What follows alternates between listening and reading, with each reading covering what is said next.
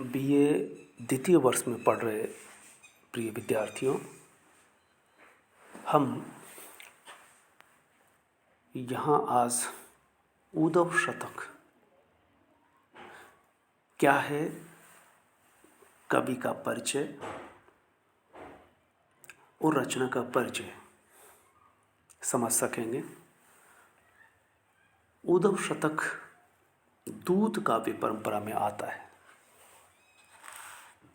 यह मुक्तक व प्रबंध काव्य कहलाता है। कुछ चीज़ें आप ठीक से परिचित हो लें, इस काव्य से 2 व्याख्याएं आएंगी जिसमें से आपको एक करनी होगी।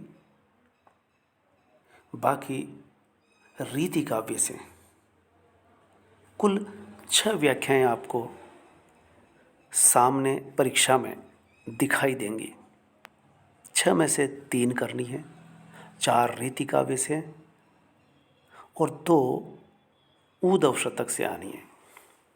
हम सिद्धांततः शुरुआत कवि परिचय से करते हैं। कवि का नाम है जगन्नाथ दास रत्नाकर।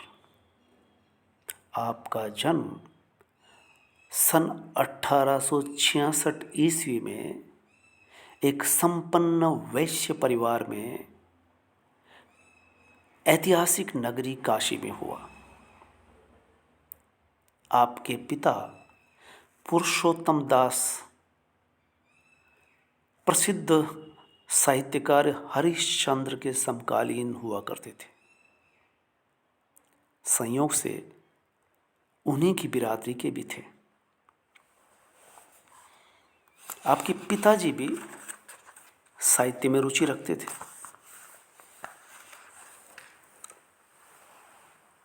आप साहित्य के साथ साथ संगीत, आयुर्वेद, ज्योतिष में विश्वास, ज्योतिष के विज्ञाता थे। उर्दू, फारसी, संस्कृत, अपभ्रंश इनका विज्ञान था। आप यात्राओं के शौकीन हुआ करते थे। आपकी यात्राओं में हरिद्वार, श्रीनाथ द्वारा, जगन्नाथपुरी, कश्मीर, कलकत्ता आदि प्रसिद्ध स्थानों का भ्रमण करते हैं। आपकी रचनाएं सरस्वती जैसी पत्रिका में शाया हुआ करती थी। आप काशी नागरी प्रचारणी सभा की स्थापना में अपना योगदान देते हैं। और महत्वपूर्ण बात यह है कि 1922 में कलकत्ता में हुआ 20वां अखिल भारतीय साहित्य सम्मेलन का सभापतित्व करते हैं। आप बहुमुखी प्रतिभा के धनी थे। आपकी खास महत्वपूर्ण रचनाएं उद्धव शतक के अलावा गंगावतरण, कलकाशी, हरिश्चंद्र, श्रृंगार लहरी कही जा सकती है।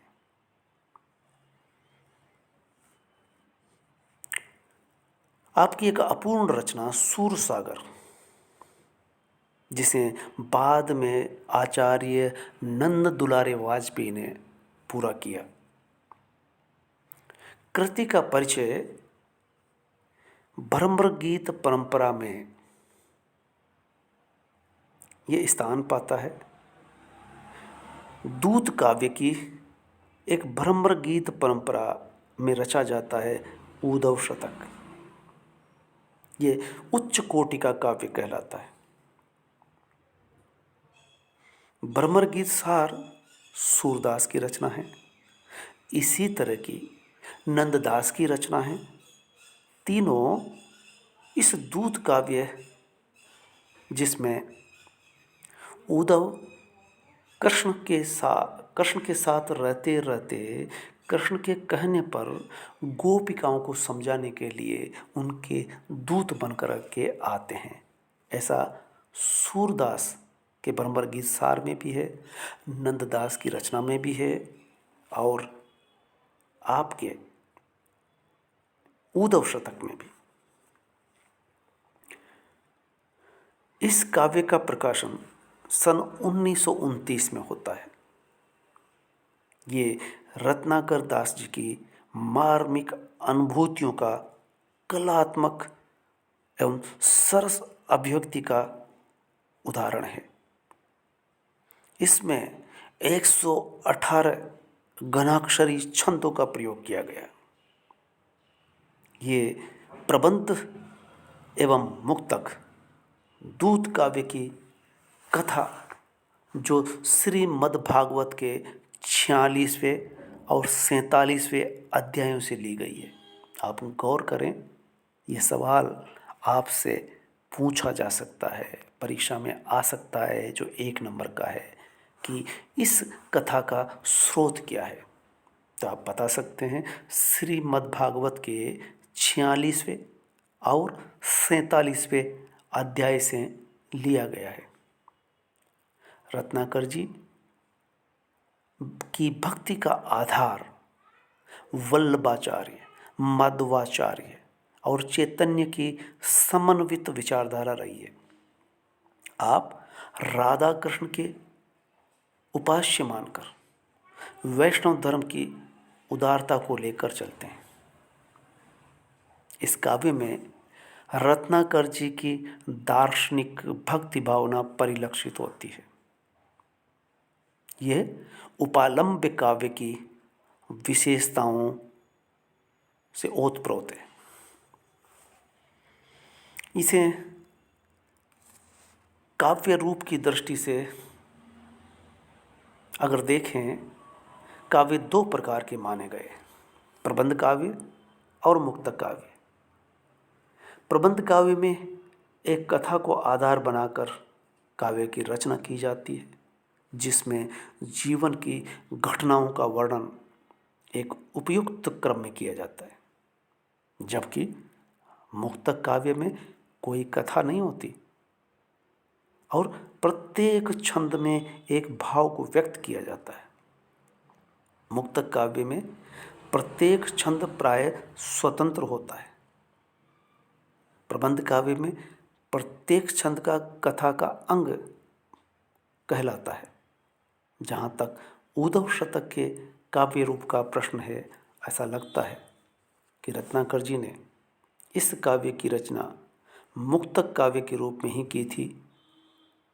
जैसा कि उन्होंने कहा है कि वो 40-45 वर्ष की उम्र में ही कवित्त लिखने लगे थे, जो उद्धव संबंधी कहलाते हैं, और वो कवित्त उनके पिताजी को भी अच्छे लगे।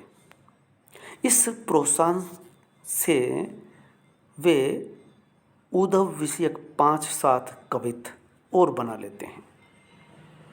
इस तरह से उन्होंने सोचा कि एक उद्धव शतक की रचना की जा सकती है। इसी विचार से समय समय पर 2-1 कवित्त बनाते रहे, और सन एक दिन वो आया जब उद्धव शतक के 80-85 कवित्त बन जाते हैं। इस काव्य की रचना एक मुक्तक काव्य के रूप में की गई है। इस काव्य में उन्होंने श्रीमद्भागवत की कथा को आधार बनाया। पूरे काव्य को एक क्षीण सी कथा में पिरो दिया। कथा मामूली सी, इतनी सी है कि श्री कृष्ण कंस के बुलावे पर अक्रूर के साथ मथुरा चले जाते हैं।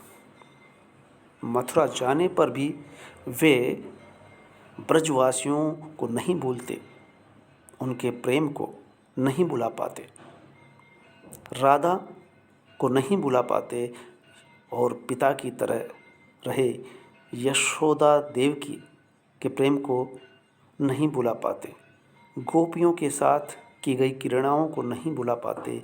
एक दिन जमुना के पानी में कमल का एक मुरझाया हुआ पुष्प बहता हुआ क्या आता है।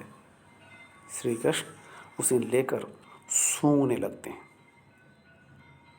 तो उन्हें लगता है कि पुष्प में से जैसे राधा के शरीर की गंध आ जाती है और वे व्याकुल हो उठते हैं। उनकी कातरता को देख करके ज्ञानी मित्र उद्धव, जो निर्गुण ब्रह्म के उपासक कहलाते हैं, उन्हें समझाते हैं। श्री कृष्ण का ब्रजवासियों के प्रति अनन्य प्रेम देखकर उद्धव कहते हैं कि मैं गोकुल और सारे ब्रजवासियों को ज्ञान का उपदेश दूंगा, उनको समझाऊंगा, उनका मन आपकी ओर से फिर जाएगा। आप जिस तरह से चिंतातुर हो ब्रजवासियों को लेकर के कि वो आपके प्रेम को नहीं भुला पाए और आप जिन्हें याद करते हैं, मैं वहाँ जाकर के उन सब ब्रजवासियों और गोपिकाओं को अपनी तर्क दे करके, अपने अनन्य प्रेम का वास्ता देकर,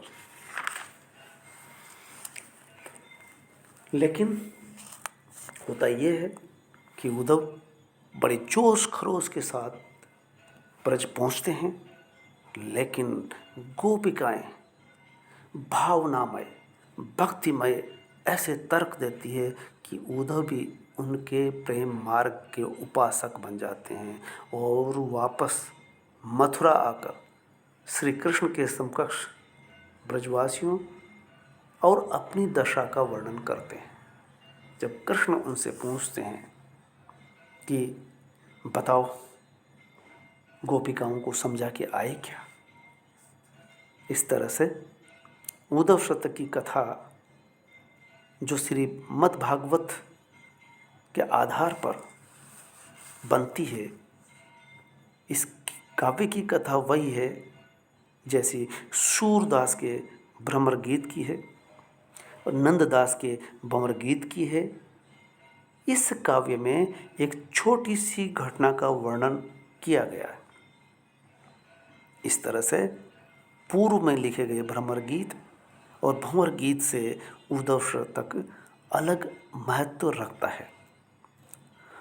रत्नाकर जी इस घटना का वर्णन करते हैं और बड़े मार्मिक ढंग से करते हैं। ये काव्य सूरदास के काव्य का अनुकरण लगता जरूर है, लेकिन नहीं, ये नंददास के काव्य का ही अनुकरण करता है। ये रत्नाकर जी की अपनी विशेषता रही है कि उन्होंने इस काव्य में अपनी मौलिकता का अनूठा प्रदर्शन किया है। प्रत्येक छंद में कवि ने ऐसे मार्मिक भावों को व्यक्त किया है कि पाठक की भी वही दशा हो जाती है जो गोपियों के तर्कों से उद्धव की हो जाती है। इस बारे में श्री रमा शंकर शुक्ल रसाल कितना ठीक लिखते हैं कि इस काव्य में वार्तालाप है, कथोपकथन का भी समावेश किया गया है और वह भी छंदों में। हम कह सकते हैं कि ये छंदबद्ध कथोपकथन में होकर वार्तात्मक काव्य भी है। इसमें पारस्परिक वार्तालाप का निर्वाह कवित्व जैसे बड़े छंद में सफलता के साथ किया गया है। इसमें सब प्रकार से स्वाभाविकता, सरलता और स्पष्टता दिखाई देती है। ये एक महत्वपूर्ण रचना है और रत्नाकर जी को सफलता इस बात में मिलती है कि एक क्षीण सी छोटी सी घटना को लेकर के, एक छोटे से कथानक को लेकर के अपनी प्रतिभा के बल पर एक मौलिक रचना करते हैं जिसमें नाटकीयता एवं भावनात्मक काव्य का आवरण प्रदान किया है। एक हिंदी साहित्य को अनूठी कृति प्रदान की है। इसमें भक्ति का, इसमें मुख्यतः भक्ति भावना प्रबल है, जिसमें कृष्ण भक्त कवियों ने श्रीमद् भागवत में वर्णित कृष्ण के चरित्र को आधार बनाया है। इस तरह से ये प्रिय विद्यार्थियों, ये रचना आप कृष्ण के चरित्र को लेकर, न केवल कृष्ण के चरित्र को, अपितु गोपिकाएं कृष्ण से किस तरह से प्रेम करती है, कृष्ण और गोपिकाओं के प्रेम को लेकर के ब्रजवासियों का प्रेम कृष्ण को उनकी तरफ किस तरह से आकर्षित करता है। हमने पिछली बार यानी प्रथम वर्ष में आपने अध्ययन किया था सुदामा चरित का। उस खंड काव्य में आपने